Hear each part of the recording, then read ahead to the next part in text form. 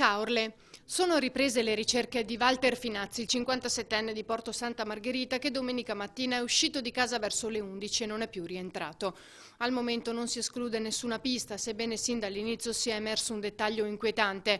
All'altezza della darsena del villaggio di cui Walter è custode, infatti, sono stati trovati il cellulare e il portafoglio. Walter è alto 1,80 m e nel momento della sua scomparsa indossava una maglia in pile grigia e una tuta grigia con scarpe marroni.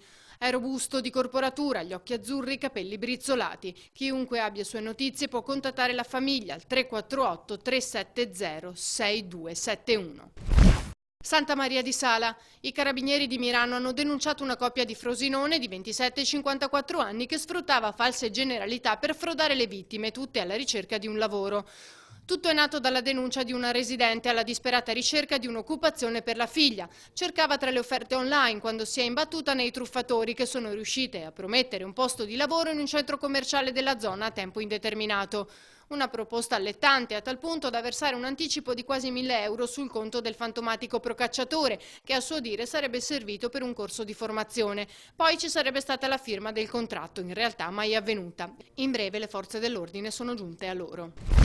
Venezia. I carabinieri del nucleo natanti hanno denunciato 2 persone per atti osceni in luoghi pubblici frequentati da minori. Il primo caso nel parco Savorgnan di Cannareggio. I militari sono intervenuti quando l'esibizionista, un albanese 46enne, era ancora lì. È stato denunciato. Il secondo episodio è ai giardini della Biennale, dove un veneziano 52enne residente a Marghera stava dando spettacolo davanti ai bambini. Anche per lui una denuncia.